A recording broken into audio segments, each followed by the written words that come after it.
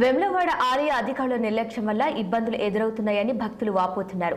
వర్షాకాలంలో తీసుకోవాల్సిన జాగ్రత్తలు తీసుకోకపోవటం వల్ల గోశాల పూర్తిగా బురదమయమైందని వారు ఆరోపిస్తున్నారు. రాజన్న కోడెలు బురద నీటిలో ఉంటున్నాయని, అందులో నడవాలంటేనే ఇబ్బందిగా ఉందని భక్తులు అంటున్నారు.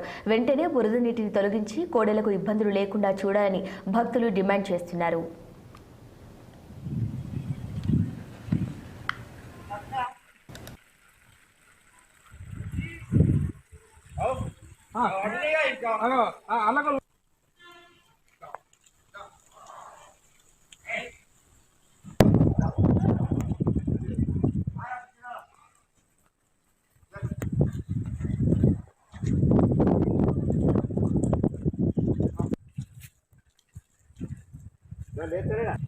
Ya,